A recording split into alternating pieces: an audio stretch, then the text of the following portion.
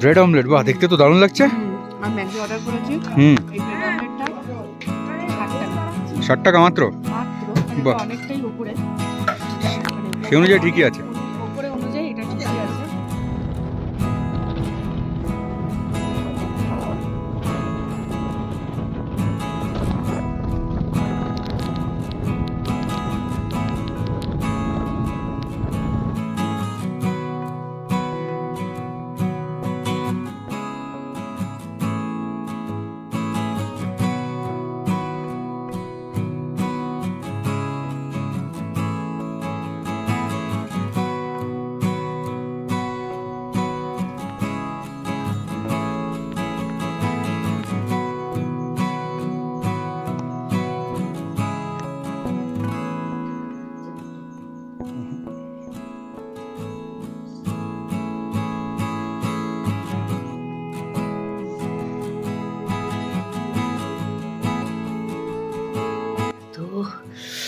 পেছনের ভিউটা দেখো।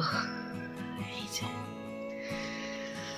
আমরা বাদাম চেনে স্টে করে গেছি, কারণ আজকের দিনটা থাকতেই হবে আমাদের বাদাম চেনে, কিছু করার নেই। কারণ অভিষেকদের একটা ছোটোখাটো অ্যাক্সিডেন্ট হয়ে গেছে, ওর পায়ে খুব চোট লেগেছে, এই জন্য আমরা বাদাম চেনে আজকে থেকে যাব, আর কোথাও যাব না। অ্যাকচুয়ালি সিকিমে সেরকম কিছু দেখার নেই, নর্থ সিকিমে আছে, এই দিকের সিকিমে সেরকম একটা কিছু নেই যেদিকে এসছি। যা দেখার ছিল কালকে আমাদের দেখা হয়ে গেছে। আমরা আজকে এখানে স্টে করব, তারপরে বাড়ি যাওয়ার ব্যাপারটা একটুখানি ব্যাপারটা একটু চেঞ্জেস এসছে। তোমরা অবশ্যই ভিডিওর মধ্যে থাকতে লাগো, দেখতে পাবে।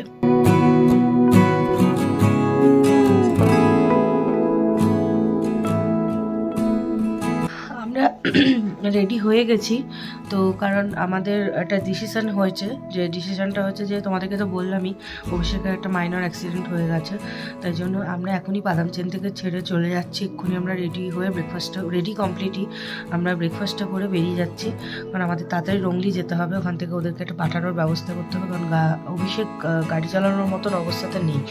তো আমরা এই জন্য তাড়াতাড়ি করে আমাদের প্ল্যানটা হঠাৎই চেঞ্জ হয়ে গেছে। আমাদের বাদাম চেনে স্টে করার কথা ছিল, তোমাদেরকে তো আগের ক্লিপে বললাম, সেটা হচ্ছে না। তো চলো দেখি এরপরে কি হয়, সেগুলো তোমাদের সাথে দেখাবো। পুরো ট্রিপটা কিন্তু খুব দারুণ ছিল। লাস্টে এইটুকু যদি না হতো তাহলে অতটা আমরা একদিন আগেই বাড়ি পৌঁছে যাবো। আমরা আজকেই রংলি গিয়ে তারপরে যা হোক তোমাদের সাথে শেয়ারটা করবোই, কারণ কালকের মধ্যে বাড়ি চলে যাবো।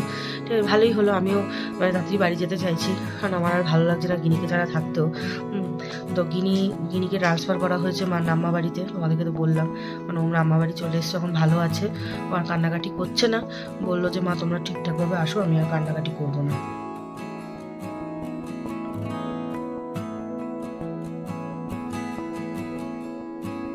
ফার্স্ট করে তোমাদের একবার সকালবেলায় দেখাই এখানে হোমস্টেগুলো কীরকম হয়। এই হোমস্টেতে আমরা রয়েছি। তোমাদের কালকে রাত্রিরে বললাম না, আমি যখন 2021 সালে আসি তখন পাশের হোমস্টেতেই ছিলাম। এই যে এই হোমস্টেটাতে আমি ছিলাম। এখানে মন ফায়ার হয়েছিল, খুব আনন্দ হয়েছিল, এখানে খুব মজা করেছিলাম। এই সোজা ঢুকেই সামনের ঘরটাতে, এই ঘরটাতে এই দিদিটা এখানে হোমস্টেটা চালায়, সেটা আমি খুঁজছি দিদিটাকে, দিদিটার সাথে একবার দেখা করবো, একটু কথা বলবো, তো পাচ্ছি না। শুনছি নাকি কেউ নেই, এরা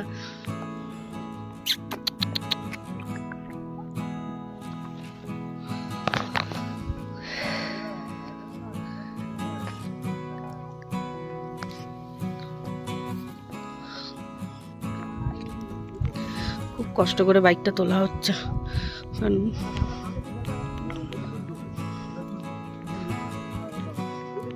আমরা এখন ওদেরকে তো গাড়িতে ওদের বাইক সমেত তুলে দেওয়া হলো, এখান থেকে রংলি অবধি নিয়ে যাবে,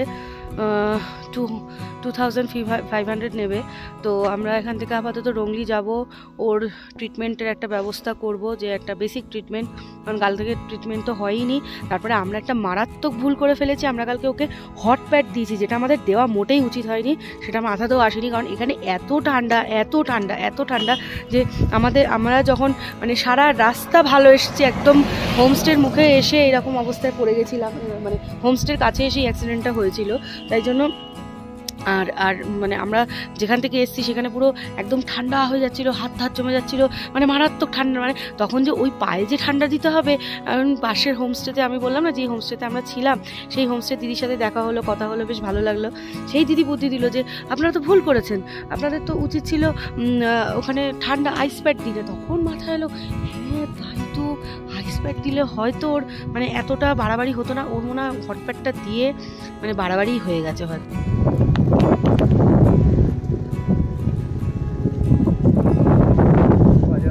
ভিডিও করো এটাকে লেন্স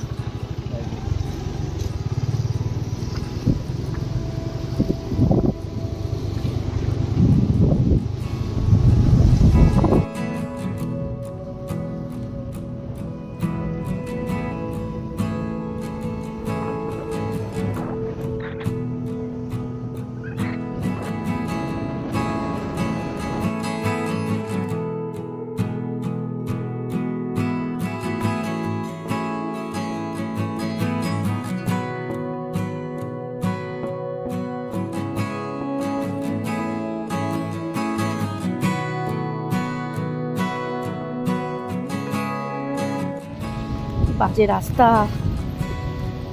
আস্তে আস্তে সাগর নামলো। কালকে এই রকমই রাস্তা দিয়ে নামতে গিয়ে অভিষেকের অ্যাক্সিডেন্টটা হয়ে যায়, এই জন্য আমরা বাবা আর রিস্ক নিইনি। ওই যে ওখানে সুনন্দা, আমরা আস্তে আস্তে টুকটুক করে নামছি।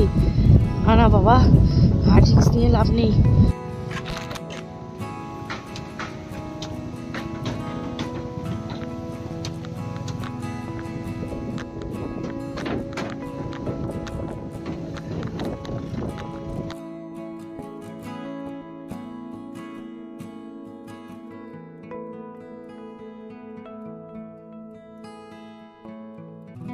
এটা হচ্ছে এক্সপ্রেস লাইনের বাস, অনেকেই জানো।